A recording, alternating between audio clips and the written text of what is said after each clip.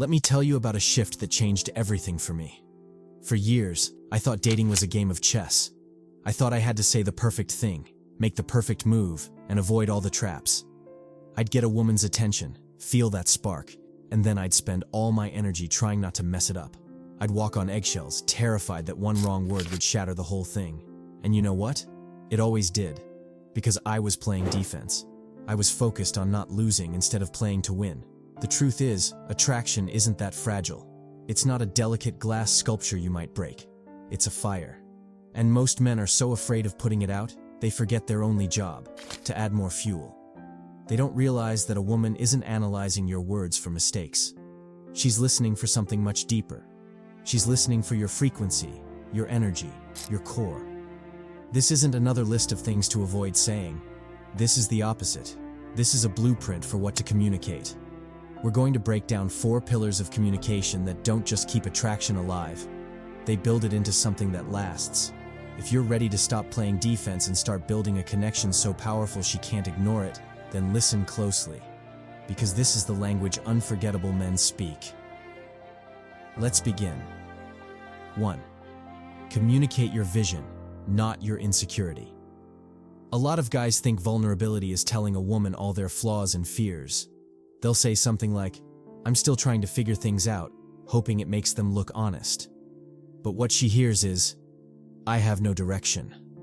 A woman isn't looking for a perfect man. She's looking for a man on a mission. The most attractive thing you can communicate is your vision for your life. Think of it this way. Are you the captain of your ship, or are you just a passenger? A passenger complains about the storm. A captain talks about the destination. Even if the destination is far away, even if the waters are rough, he has a compass in his hand and a look of purpose in his eyes. Don't talk about how you're not good enough or still a work in progress. Instead, talk about what you're building. Instead of saying, "I'm kind of lost right now," try communicating. "Right now, I'm pouring all my energy into building my business. It's a grind, but I'm obsessed with the process of creating something from nothing." See the difference? One is a confession of being lost. The other is a declaration of your journey. She doesn't need you to have arrived at the destination. She just needs to know you're the one steering the ship. That sense of direction is the foundation of her respect for you. Be the captain. 2. Communicate your presence, not your emptiness. The old advice tells you not to seem needy. So guys play it cool, act distant, and text back hours later. That's not control, that's playing games.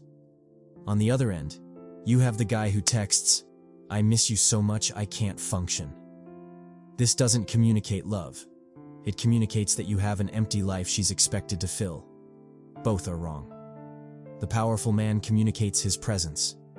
Think of your life as a campfire. It's burning brightly with your purpose, your hobbies, your goals. A needy man has no fire of his own, so he desperately tries to get warmth from hers. He's cold and empty without her. A powerful man builds his own fire. When he communicates with her, it's not to take warmth, but to invite her to share his. So instead of saying, "I'm so bored without you, what are you doing?" communicate with a message like, "Just finished a killer workout and was thinking of you. Hope you're having an amazing day." The first message says, "My happiness depends on you."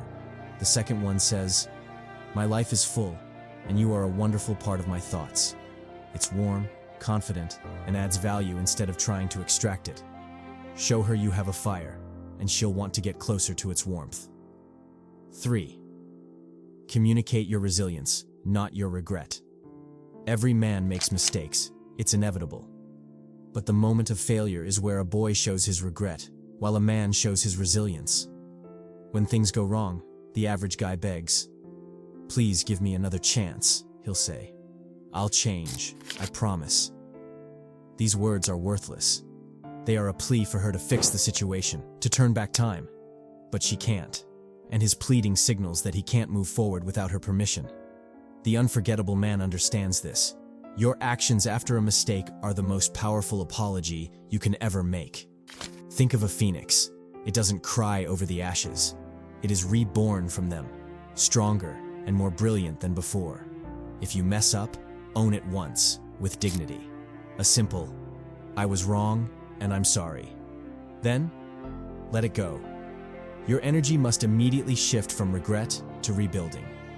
Disappear into your purpose. Hit the gym harder. Focus on your work. Let your silence and your actions be the evidence of your transformation. When she sees you rising from the ashes of your mistake, not begging, not pleading, but growing, that is what reignites respect and attraction. She doesn't want your promises. She wants to see your power to overcome. Show her the phoenix, not the ashes. 4. Communicate your standards, not your surrender. One of the most dangerous phrases in modern dating is, "I'll do anything to make you happy." It sounds noble, but it's an act of complete surrender. It tells her you have no boundaries, no code, no unshakable core of your own. You're willing to become whoever she wants you to be. And a woman can never fully love a man she can reshape like clay. She wants a man of principle. She wants a lighthouse. A lighthouse doesn't chase after ships. It doesn't change its location for them. It stands tall, rooted in the rock, and shines its light, unwavering. The ships navigate by its strength and consistency. It is a guide, a point of certainty in a chaotic sea. That's the energy you must embody. You should be kind, generous, and loving. But your values, your non-negotiables, and your life's mission must remain firm.